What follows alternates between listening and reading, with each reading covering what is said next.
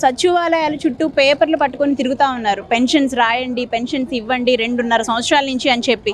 ఒక్క కొత్త పెన్షన్ ఇచ్చిన పాపాన్ని పోలేదు. కనీసం ఒక పెన్షన్ కూడా, కొత్త పెన్షన్ కూడా ఇవ్వలేకపోయిన ప్రభుత్వం సూపర్ 6 మేము చేసేసాం అంటున్నారు. ఏం చేశారు సూపర్ 6 మీరు? ఏం చేశారు? మహిళలకు 1500 ఇచ్చారా? ఇవ్వలేదు కదా. ఆ 15,000 వేసేసాం అంటున్నారు.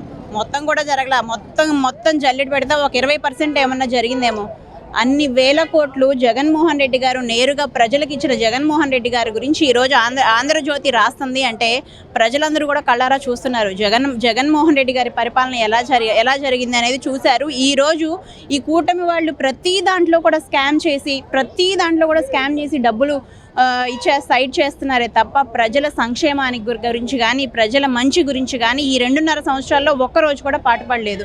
పీపీటీ కాలేజెస్ మొన్న పెమ్మసాని గారు చెప్తున్నారు, ఒక చిన్న కట్టడం కట్టాలంటే మేము గవర్నమెంట్లో ఉండి, మేము మినిస్టర్స్ అయ్యి ఉండి కూడా మాకు ఎన్నో సార్లు పర్మిషన్స్ తీసుకోవాల్సి వస్తుంది అంటున్నారు కదా. మరి 17 మెడికల్ కాలేజెస్ ఒక 5 సంవత్సరాల్లో 2 సంవత్సరాలు కరోనా తీసేస్తే మిగతా 3 సంవత్సరాల్లో 17 గవర్నమెంట్ కాలేజెస్లు కట్టి చూపించిన జగన్ గారు ఎక్కడ? వాటిని ప్రైవేట్ వాళ్ళకి అమ్మేసుకుంటూ డబ్బులు సంచుల్లో వేసుకుని మీరెక్కడ? ప్రజలందరూ కూడా, ఆంధ్రప్రదేశ్ రాష్ట్రం ప్రజలందరూ కూడా తూతూ అంటున్నారు కూటమి ప్రభుత్వాన్ని. అలాగే ఈ ఆంధ్రజ్యోతి కాగితాలని లెక్క చేసే సిట్యువేషన్లో ఎవరైతే లేరు, ఎప్పుడైతే మళ్ళీ జగన్మోహన్ రెడ్డి గారు ఆంధ్రప్రదేశ్కి సీఎంగా వస్తారో అప్పుడే ఈ ఆంధ్రప్రదేశ్ చరిత్ర అనేది మళ్ళీ బంగారు బాటలు వేస్తారు. అంతే.